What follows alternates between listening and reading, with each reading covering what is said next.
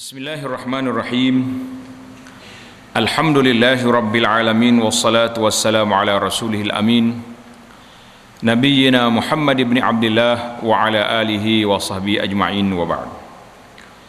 Alhamdulillah, syukur kita kepada Allah Azza wa Jalla kerana pada malam ini, iaitulah 23 hari bulan 1 2015, kita dapat sambung balik pengajian kita, kuliah kita Riyadhus Salihin di Masjid Ar-Rahman, Pondok Sungai Durian ini, setelah kita melalui hari-hari yang bersejarah bermula pada 24 hari bulan 12 2014, iaitulah banjir yang menenggelamkan, boleh katakan kebanyakan 99% kitab-kitab kita tergelam habis.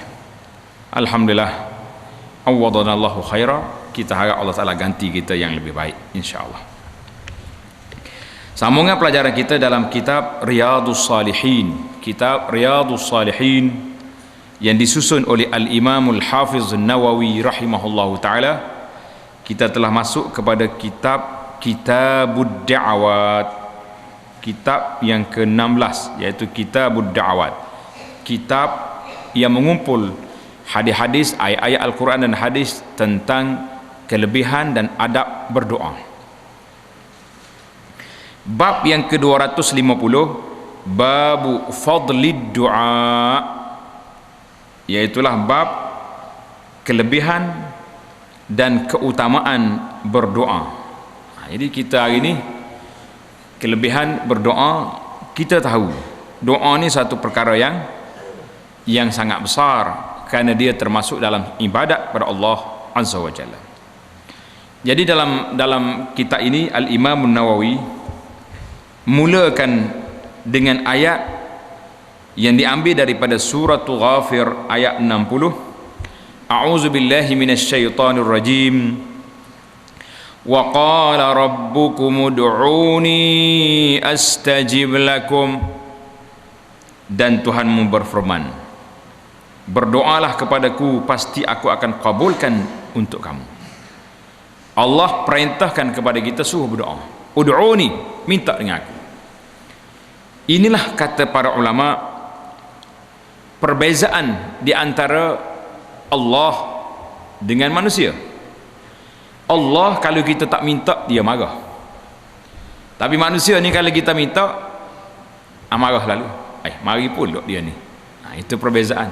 Allah kadang-kadang, kenapa di sebalik ketika kita hidup senang-senang, baik-baik, tiba-tiba Tuhan hantar mari ujian, hantar mari banjir, hantar mari kemarau, hantar mari, sebab para ulama mengatakan Allah nak dengar kita merintih, kita merayu di hadapan Allah Azza wa Jalla. Waktu kita senang, tak ingat nak berdoa. Waktu susah, baru nak cari doa, baru nak cari doa. Tak pandai berdoa sendiri, minta orang lain tolong doa sekali.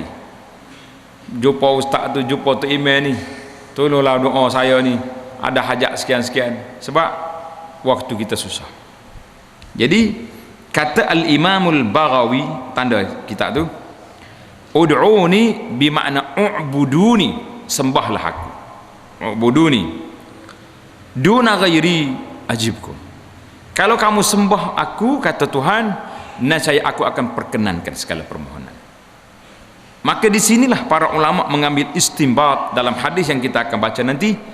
Doa itu ibadat, maka tak boleh kita pusing doa kita ni kepada selain daripada Allah Azza wa Jalla. Sekali-kali tak boleh kita pergi doa kepada tok wali ke, tok keramat ke, tok ni, doa dengan apa-apa permintaan lah, kerana dia ibadat. Bila ibadat khas untuk Allah Azza wa Jalla sahaja. Ayat yang kedua, ud'u rabbakum tadarru'an wa khufyah innahu la yuhibbul mu'tadin. Berdoalah kepada Tuhanmu dengan merendah diri dan suara yang lembut, mana suara perlahan. Tuhan tak ajar kita berdoa bertempik-tempik, meraung-raung lah. Berdoa perlahan, Allah Ta'ala dengar. Sesungguhnya Allah tidak menyukai orang-orang yang melampaui batas. Suratul A'raf ayat 55. Jadi ayat yang pertama tadi, tanda situ ayat yang pertama dia panggil perintah supaya berdoa. Allah marah kalau kita tak berdoa pada dia, marah pada kita tak berdoa. Ayat yang kedua ni pula apa dia ni? Ud'u rabbakum tadarruan wa khufyah. Ini dia panggil syarat. Kalau kita bulat kesimpulan, syarat yang pertama tadi doa kepada Allah saja, itu ikhlaskan doa. Syarat yang kedua ini doa itu tadarruan wa khufyah, adab dianya jangan duduk bertempit, doalah dengan suara yang perlahan, kerana Allah Ta'ala mendengar apa yang kita minta. Innahu la yuhibbul mu'tadin. Syarat yang ketiga, Allah tak suka dalam doa kita tu ada permusuhan. Kita doa macam selalu kita duk dengar daripada budak-budak lagi, bila dengar ada orang mencuri, kita doa biar pecah perut. Tidak masyhur kan di zaman dulu, doa nak pecah perut ni kalau orang curi, biar pecah perut. Tak ada doa pecah perut, tak ada. Kita doa suruh hantar balik ada. Bahkan kata ulama, udwan ni, permusuhan ini, kalau doa bapa supaya melaknat anak dia sendiri pun Tuhan tak terima. Mana anak dia ni tak bagi duit contoh ke ayah dia, ya Allah celakakanlah anak lah, doa permusuhan tak boleh. Tapi kalau anak dia memang derhaka, anak dia sombong dengan bapa, itu cerita lain. Allahu Akbar. Jadi kalau semata-mata doa tak boleh. Jadi dia panggil doa i'tidak. Tanda i'tidak dalam doa itu iaitulah doa untuk membinasakan orang lain, doa atas rasa permusuhan, itu tak boleh. Ataupun doa benda yang tak mungkin. Macam kita doa, ya Allah jadilah aku ni seorang nabi. Ada lagi ke nabi lepas pada nabi? Nabi kita nabi yang terakhir. Jadi kita doa minta jadi nabi lah, itu doa karut nama dia. Jadi doa nak menzalimi orang lain, itu semua dipanggil doa i'tidak di dalam doa. Panjanglah kita dalam adab doa ni, kita dah bincang dulu. Kemudian ayat yang ketiga, wa idza sa'alaka ibadi anni fa inni qarib ujibu da'watad da'i idza da'an. Dan apabila hamba-hambaku bertanya kepadamu tentang aku. Jadi Allah Ta'ala hajar kepada Nabi, kalau orang tanya Tuhan ni dekat ke jauh. Jadi ada dalam riwayat cerita, sahabat-sahabat ni tanya, ya Rasulullah, Allah Ta'ala ni dekat ke jauh? Kalau jauh kita nak melau, ya Allah. Kalau dekat cukup dengan ya Allah, hamba-Mu ni susah, sakit, susah hati, tolonglah, cukup. Maka Allah Ta'ala jawab, wa iza sa'alaka ibadi anni fa inni qarib. Bagi tahu kepada hamba aku dekat. Makna Tuhan dekat dengan kita ni bukan mana duduk stepek belah kita, maknanya ilmu dia tu meliputi. Kalau kita perlahan ke, kita bisik ke, kita suara kuat ke, semuanya Allah Ta'ala dengar. Dan ujibu da'watad da'i idza da'an, dan aku mengabulkan permohonan orang yang berdoa apabila dia berdoa kepadaku. Ini janji Allah. Allah janji dia tak akan mungkiri. Dalam ayat ini dalam surah Al-Baqarah 186, artinya Allah Subhanahu wa taala berjanji kalau mau berdoa, apa dia? Ujib, aku akan perkenankan. Timbul lagi soalan, lama dah saya berdoa ni, minta projek tu, minta projek ni, tak boleh pun. Mari tak mari dalam kepala kita kadang-kadang mikir karut lagu ni, mari juga tak? Betul kau Tuhan, macam tak terima ya. Dia ingat ke Allah Ta'ala ni macam kita pergi pejabat minta borang batu banjir, isi borang dapat 500, tu banjir.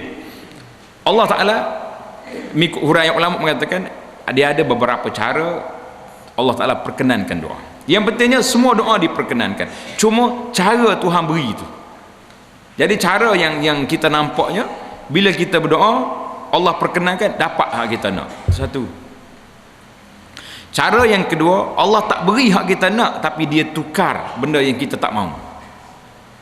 Maknanya dengan kita berdoa ni, benda yang tak baik nak berlaku pada kita ditukarkan dengan sebab doa tadi. Cara yang ketiga, oleh kerana doa ini ibadat pada Allah Azza wa Jalla, maka dia tak beri di dunia, tapi dia beri balasan pahala di akhirat. Jadi di sini kita faham dan kita yakin bahawa semua doa yang kita angkat tangan berdoa ya Rabbi ya Rabb ya Allah itu Allah perkenankan. Cuma cara penerimaan, cara Allah Ta'ala kabulkan doa itu berbagai-bagai. Jadi jangan malahlah doa. Jadi banyak di kalam ulama salafus salih, mereka kata apa, yang aku peningnya iaitulah apabila aku tidak berdoa kepada Allah Ta'ala. Tidak penting bagi aku Tuhan terima atau tak terima, sebab doa itu ibadat. Bila kita ibadat ikhlas kepada Allah Ta'ala, sah kita dapat pahala.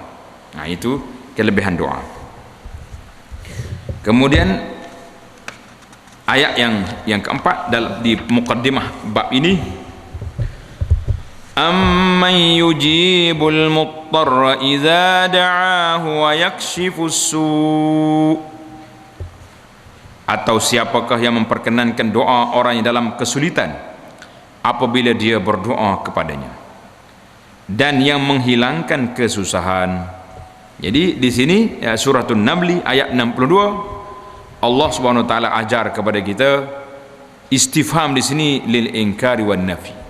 Amma yujib, adakah nak menafikan tidak ada siapa yang boleh memperkenankan permohonan manusia, tidak siapa yang boleh memberi mudarat atau manfaat kecuali Allah Azza wa Jalla. Maka ikhlaskan ibadat kita kepada Allah Azza wa Jalla, tidak perlu kita bergantung kepada benda tu dengan benda ni. Allahu Akbar. Ayat-ayat muqaddimah yang dipilih oleh Imam Nawawi ini memberi makna kepada kita bahawa doa itu ibadat. Bila dia ibadat, tak boleh sekali-kali kita larikan doa itu kepada benda lain. Pergi doa dengan benda lain, pergi doa dengan tu, doa dengan ni lah. Kita doa hanya kepada Allah Azza wa Jalla, sebab ia memberi manfaat dan mudarat. Duduk di bawah kuasa siapa? Kuasa Allah Azza wa Jalla. Banyaklah peristiwa-peristiwa yang berlaku dalam kehidupan kita ni. Kadang-kadang kita terlampau takut pada satu benda, benda tu akan jadi kena pada kita. Ataupun kita terlalu nak sangat pada benda, tak dapat-dapat pun. Orang yang tak nak tu mari pula ke dia. Itu menunjukkan bahawa kuasa Allah Azza wa Jalla yang menentukan segala-galanya. Kita berpindah pula kepada hadis dalam kitab kita ini. Hadis yang pertama dalam kitab doa dalam bab ini, iaitulah hadis yang ke-1465 mengikut tertib nombor asal dalam kitab kita ni. Wa 'anin Nu'man bin Bashir radhiyallahu anhuma 'anin Nabi sallallahu alaihi wasallam qala ad-du'a'u huwal ibadah. Cuba kata sekali, ad-du'a'u huwal ibadah. Mudah ya. Apa maksud dia? Maksud dia doa itu adalah ibadat. Doa adalah ibadat. Hadis ini kata Imam Nawawi, rawahu Abu Dawud wa Tirmizi wa qala hadisun hasanun sahih. Hadisun hasanun sahih. Allahu Akbar.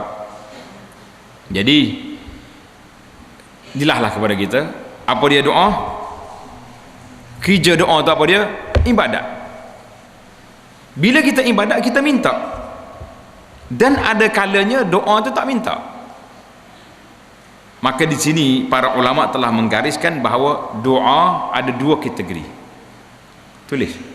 Yang ada kitab tulis, yang tak ada kitab pun tulis juga kat kertas mana-mana. Doa ada dua jenis. Yang pertama dia panggil doaul ibadah. Doa al-ibadah. Macam kita baca Quran, kita berzikir, itu doa. Kita solat, doa. Doa ibadat itu dipanggil doa ibadat. Satu lagi dia panggil doaul masalah, doa memohon, minta sesuatu.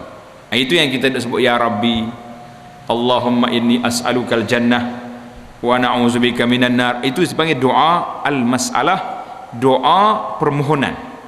Sama ada mohon kita nak satu benda, atau memohon untuk menjauhkan kita daripada benda yang kita tak suka. Jadi kena ingat, doa ada berapa kategori? Dua. Satu dia panggil doa al-mas'alah, doa permohonan. Satu lagi doa ibadat. Kita baca Quran, kita berzikir, itu termasuk dalam doa. Tapi dia termasuk ibadat sebab kita tidak minta. Kita tak kata nak apa-apa, tapi kita berdoa. Jadi letak di situ. Maka kesimpulan di sini ad-du'a'u huwal ibadah. Allah. Hadis yang kedua, wa an Aisyah radhiyallahu anha qalat, kana Rasulullah sallallahu alaihi wasallam yastahibbul jawami'a minad du'a wa yad'u ma siwa zalik. Rawahu Abu Dawud bi isnadin jayyid. Daripada Aisyah radhiyallahu anha katanya, Rasulullah sallallahu alaihi wasallam menggalakkan umatnya supaya membaca doa-doa pilihan. Apa dia doa pilihan ni? Jawami'ud doa, yakni doa yang ringkas tapi merangkumi makna yang banyak. Itu dia panggil jawami'ud doa. Kerana Nabi sallallahu alaihi wasallam, di antara kelebihan dianya, Allah Taala beri kepada Nabi, dia panggil jawami'ul kalim. Tanda mukjizat Nabi ni, jawami'ul kalim, artinya bercakap pendek, makna panjang. Cakapan pendek tapi arti dia merangkumi banyak perkara. Kalau kita doa dengan bahasa kita ni, mungkin panjang doa tapi nak satu benda, duk pusing sana pusing sini, susah. Macam kita, contohnya kita berdoa, tengok yang dia ajar di sini, dalam hadis yang kedua, sebelum hadis kedua tu, kata Aisyah lagi, Nabi kita menggalakkan umatnya supaya memilih doa-doa jawami'ud doa, artinya doa yang pendek tetapi merangkumi makna yang banyak. Wa yad'u ma siwa zalik, dan baginda sallallahu alaihi wasallam meninggalkan selain daripada doa-doa itu. Tak ada doa Nabi meleret panjang-panjang, tak ada. Doa dia ringkas tapi mengandungi makna yang banyak. Mana hadis ini diriwayat oleh Imam Abu Daud bi isnadin jayyid, mana dengan sanad yang baik. Mana contoh doa pendek? Tengok bawah tu. Wa an Anas radhiyallahu anhu, kana aktsaru du'ain Nabi sallallahu alaihi wasallam. Tengok terjemahan. Daripada Anas, beliau berkata, doa yang paling sering dibaca oleh Nabi sallallahu alaihi wasallam, ikut semua. Allahumma atina fid dunya hasanah wa fil akhirati hasanah wa qina azaban nar. Ingat doa ni. Doa ni menjadi bacaan Nabi SAW, dan Nabi kita ajar kepada kita sebab makna dia merangkumi semua sekali. Ya Allah, berikanlah padaku kebaikan di dunia. Kebaikan di dunia, fid dunia hasanah, pendek ya makna dia, tapi kalau nak hurai boleh berlaku. Baik di dunia, sehat, baik ke tidak? Baik. Boleh keluarga yang bahagia, anak, isteri, suami yang baik, boleh zuriat yang salih, boleh harta yang banyak, boleh kehidupan, itu semua fid dunia hasanah. Minta pendek je, aku nak duduk atas dunia ni baik, hasanah. Jadi merangkumi semua yang kita nak. Itu dia panggil jawami'ud doa. Dan di akhirat baik. Akhirat nak baik. Bila nak baik di akhirat, kita keluar daripada kubur dalam keadaan yang baik, berjalan di mahsyar, melintasi siratal mustaqim, masuk dalam syurga Allah, itu semua wa fil akhirati hasanah. Kemudian Nabi kata wa qina azabannar, ini tambahan khas, aku tak mau minta jauh daripada api neraka. 3 kalimah ni kalau kita nak hurai, kalau kita nak syarah pasal pagi esok pun boleh. Semua benda duduk di bawah 2 kategori ni saja. Fid dunya hasanah wa fil akhirati hasanah. Jadi Nabi kita suka doa-doa yang diajar secara ringkas macam ni. Diajar secara ringkas macam ni sebab apa? Sebab mudah dan mengandungi makna yang panjang. Jadi di sinilah kita boleh faham, muslimin dan muslimat para jemaah sekalian, bila kita nak berdoa, ambillah doa yang maksur. Apa nak doa maksur? Doa yang diambil daripada Nabi SAW, kecuali permintaan khas. Macam anak kita sakit, kita minta, ya Allah sembuhlah budak ni. Anak kita nak puasa, ya Allah berilah ketenangan, luluskanlah peperiksaan anak ni. Itu dia panggil isu khas. Ya Allah aku nak rumah sebuah, ya Allah aku nak beli kereta, barulah kita. Tapi doa-doa yang menjadi amalan kita, biarlah kita ambil daripada Nabi SAW, kerana dia pendek, ringkas, tapi makna dia panjang. Pernah satu hari Nabi kita pergi ziarah seorang sahabat dia. Sahabat ni kurus kering macam ayam cabut bulu. Boleh bayar ayam cabut bulu lagu mana? Kita tengok tempat orang sebelah ayam tu kurus kering. Bila Nabi ziarah dia, Nabi kata la'allaka, awak ni boleh jadi mu minta benda ni. Dia kata bala ya Rasul, ya saya minta. Meminta apa? Dia kata ya Allah, sekiranya aku ni tak baik, maka hukumlah aku atas dunia. Kita bercakap dengan orang lain, dengan kawan-kawan, tak apa. Kalau aku ni tak baik, awak tak percaya aku, boleh kata. Kita boleh cabar kawan. Tapi dengan Tuhan jangan bercakap macam tu. Sebab Tuhan tahu kita ni baik tak baik. Maka bila dengar tajuk ni, Nabi kata Allahu Akbar. Kenapa kamu minta benda yang kamu tak mampu kalau Tuhan bagi? Tuhan bagi seksa atas dunia ni, mampu tak mampu? Tak mampu.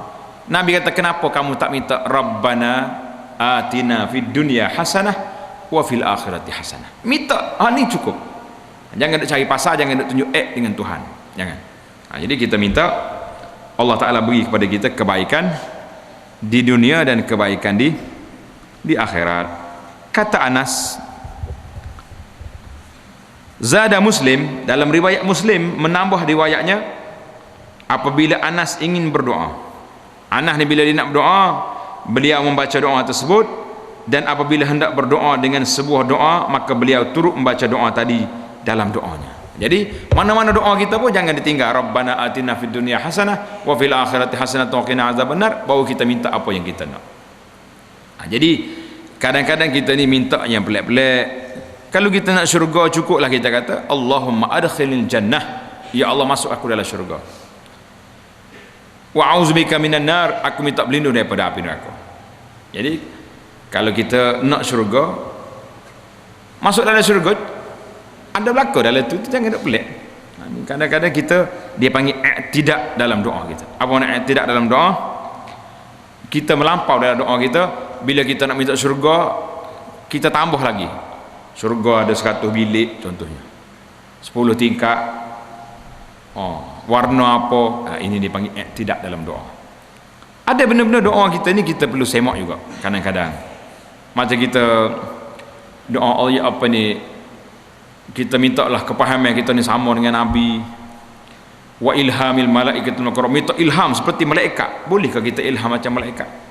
Jadi ada benda-benda kadang-kadang macam ada unsur tidak di situ. Jadi kita minta doa, ya Allah berikanlah aku ni kepahaman yang baik dalam agama, mengikut apa yang diajar oleh Nabi sallallahu alaihi wasallam, itu jelas. Ini adalah benda-benda yang patut kita huraikan dan patut kita perjelaskan. Hadis yang berikutnya, wa ani ibn Mas'ud radhiyallahu anhu anna an-nabiy sallallahu alaihi wasallam kana yaqul, tengok terjemahan dia, daripada Ibnu Mas'ud radhiyallahu anhu, apa katanya? Nabi sallallahu alaihi wasallam berdoa. Ikut belakang. Allahumma inni as'alukal huda wat tuqa wal afaf wal ghina. Lagi. Allahumma inni as'alukal huda wat tuqa wal afaf wal ghina. Berapa perkara kita minta di sini? Ya Allah, sungguhnya aku minta kepadamu huda, minta petunjuk. Wal tuqa, dan ketakwaan. Wal afaf, dan kesucian diri. Sifat tidak minta-minta. Wal ghina, dan minta kekayaan. Kaya supaya kita tidak menjadi orang yang duduk turut belakang orang, nak cari harta, nak minta benda-benda dengan Tuhan. Tak. Hadis riwayat Imam Muslim. Jadi hadis ni 4 perkara Nabi kita ajar minta, tapi nak hurai panjang. Tengok yang pertama, Nabi kita ajar minta as'alukal huda, minta petunjuk. Apa dia huda di sini? Kata di ulama hadis, minta petunjuk di sini iaitulah al-ilmun nafi', ilmu yang bermanfaat. Sebab kita ni kalau boleh ilmu tapi tidak bermanfaat, ada faedah ke tak ada faedah? Hari ini saya yakin dan percaya, saya muslimin dan muslimat banyak ilmu. Banyak ke tidak? Tak apa nak mengaku. Banyak, tapi bermanfaat ke tidak? Ini jadi persoalan itu. Apa contohnya Ustaz? Kita buat contoh untuk muhasabah kita bersama. Saya tak tuduh siapa-siapa ini. Tuan-tuan dengar berapa kali dah hadis kelebihan duduk di sahawal? Berapa kali dah dengar? Jak budak lagi dengar dah. Berapa kali kita berebut nak duduk di sahawal? Kau sahawal payah nak penuh sama, kena tolak-tolak naik. Itu maknanya ada ilmu tapi macam tak bermanfaat, sebab tidak menjadi rebutan nak duduk di sahawal. Taib. Lepas orang azan, kita dengar ada baina kulli azanaini salat.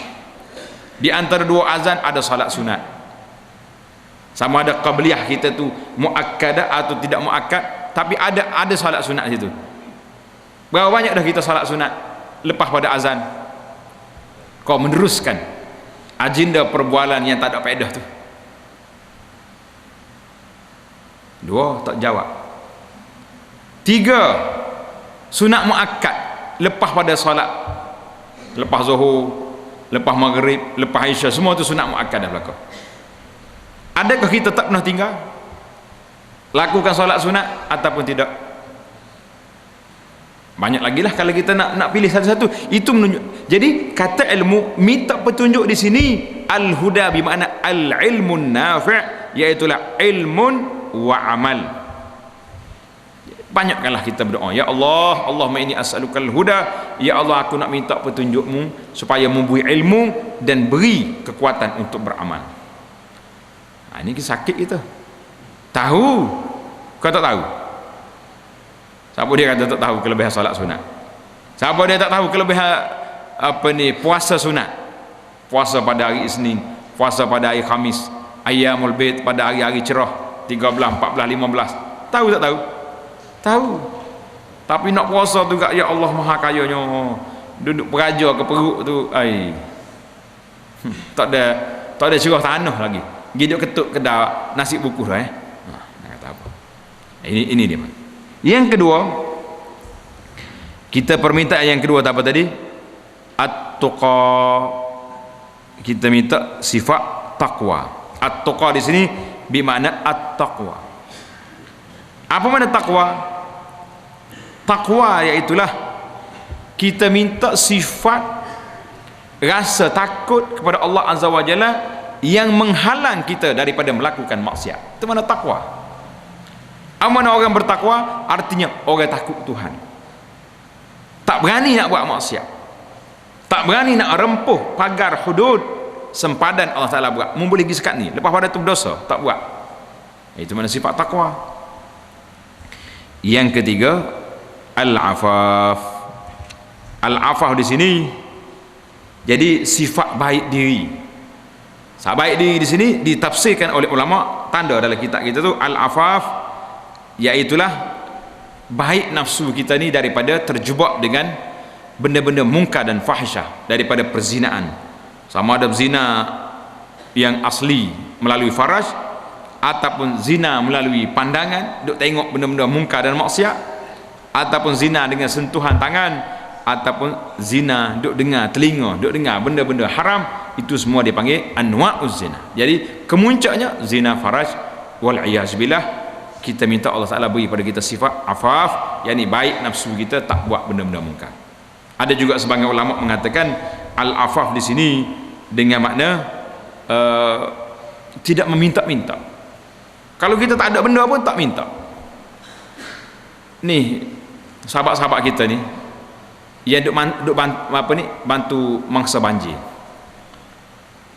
kata dia mari cerita dengan dia, kata ustaz, di antara benda yang saya rasa nak meniti air mata bila kita pergi rumah makcik ni nak tolong dia, dia kata biarlah, rumah makcik ni boleh duduk dah, makcik basuh dah sikit-sikit, tapi rumah sebelah tu banyak lagi tak siap, buat mari barang rumah dia. Dia kata ada dah beras, ada dah sekapit, buat pergi rumah orang tu lah pula. Dia panggil afaf, mempunyai sifat nafsu tidak tamak kepada benda orang. Allahu Akbar. Dia kata kita rasa ambil alamat makcik ni, kalau kita ada keuangan nanti kita mari buat rumah lain ke dia, sebab dia tidak meminta, dia tidak baik nafsu, dia utama ke pergi rumah orang tu lah, pergi rumah orang ni lah, rumah makcik ni molek dah apa, dia kata berkapah lagi rumah dia, tapi nak suruh kawan-kawan sebelah lebih manfaat pada dia. Subhanallah.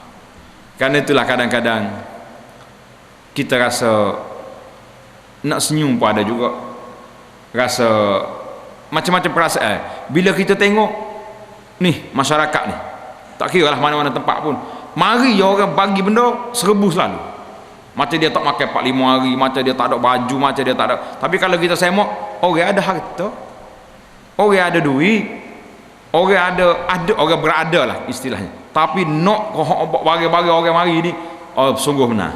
Ini kita rasa ini kena doa banyak ni. As'aluka al-afaf, minta nafsu kita ni jangan duk tomok sangat nak pada benda. Okay. Jadi ni sahabat-sahabat pemuda-pemuda kita ni, dia kata buat NGO banjir ni, dia kata saya rasa nak menangis ustaz bila jumpa dalam sebuah kampung tu adalah orang-orang yang baik jiwa dia ni, tidak mementing. Kalau kita nak beri ke dia pun, dia kata tak apa, saya ada dah, beri orang sebelah tak ada. Kalau kita kata bagi dah orang tu dapat dah, ni nak bagi ke makcik dah, tak apalah, tinggal sini. Tidak kata bila mari buka pintu luar-luar, bos sinilah, bos sini, tak apa. Allahu Akbar. Ini dipanggil sifat al-afaf. Yang keempat, wal ghina. Apa dia makna ghina di sini? Iaitulah sifat kaya. Jadi kaya setara mana kita nak kaya sini tu.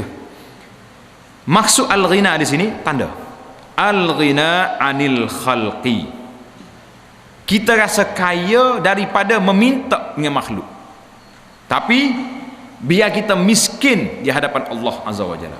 Kalau kita ni jutawan sekalipun, tangan 12 ni tak pernah turun, ya Rabbi berilah rezeki pada aku, ya Rabbi berilah pada aku, sebab kita dengan Allah Ta'ala mesti miskin, walaupun kita seorang jutawan yang berjuta duit kita tak habis nak makan. Tapi dengan manusia dah tak payah minta apa-apa. Allahu Akbar. Satu peristiwa ni peristiwa yang menjadi pengajaran kepada kita. Seorang sahabat kita ni kontraktor. Biasanya dia kata kontraktor ni kalau nak dapat tenda, banyaklah lubang-lubang yang kena tutupnya. Bagi orang ni sikit, pegawai ni sikit, orang ni sikit. Saya, dia kata, kalau lubang tu haram, RM5 pun saya tak akan beri. Sebab kita kerja dengan lesen yang kita ada, kita isi borang dengan kepakaran yang kita ada, kita minta dengan apa yang, dengan kelayakan yang kita ada. Kata dapat kan tenda, alhamdulillah tak pernah putus, tak pernah putus. Ada setengah orang nak dapat kok bayar situ, bayar sini, rasuah, payah sebut bayar-bayar ni, rasuah itu, rasuah sini, habis benda dia beri belakang. Haram 4 kali 5 kali haram nak boleh jumpa tenda. Hak dia ni tak, dia kata Allah Ta'ala yang tentu bukan pegawai itu. Subhanallah. Tapi adalah rahsia-rahsia dia yang tersembunyi kadang-kadang bila kita korek tanya gapo dia rahsia sebenar ni. Ya, yang pertama rahsia kitanya al-ghina 'anil nas, kita rasa kita ni terkaya daripada manusia, bukan berajak pada manusia. Aku minta ni sebab kelayakan yang kita ada. Yang pertama. Lagi dia tak apa nak cerita, tapi bila ditanya-tanya dia kata ana ni insya-Allah rahsia yang besar dalam hidup saya ni hormat pada ibu. Auto besar kali. Kalau mak gak pagi-pagi tanya nak makan apa, ziarah orang tua ni, Allah kata hak ni lah. Kita bukan kata wa bihaza, dengan hak ni Allah Taala beri pada awak. Tak takut dia. Apa tanda masuk boleh belaka. Jadi kita doa banyak. Sekali lagi kita baca, Allahumma inni as'alukal huda wal tuqa wal afaf wal ghina. Kalau kena hak 4 ni, selamat hidup atas dunia insya-Allah. Jadi saya tak nak ajar banyak doa ni kepada muslimin dan muslimat, cukup dah. Kalau hafal hak ni malam ni memadai dah. Apa doa yang kita belajar malam ni? Rabbana atina fid dunya hasanah wa fil akhirati hasanatan wa qina azabannar, dengan Allahumma inni kata as'alukal huda wat tuqa wal afaf wal ghina. Ingat dah? Ulas sekali lagi nak dengar. Allahumma inni as'alukal huda wat tuqa wal afaf wal ghina. Malam ni balik jangan tidur lagi tak kena doa ni. Boleh? Kalau terlena juga biar kita tak atas muka. Mana tengok duk ngapa kita. Allah insya-Allah Tuhan beri, Tuhan kabul doa kita insya-Allah. Kita akan sambung lagi doa yang seterusnya insya-Allah dalam jalsah kita yang akan datang. Subhanakallahumma wa bihamdika asyhadu an la ilaha illa anta astaghfiruka wa atubu ilaih. Wa sallallahu ala nabiyyina Muhammad wa ala alihi wa sahbihi ajma'in. Walhamdulillahi rabbil alamin.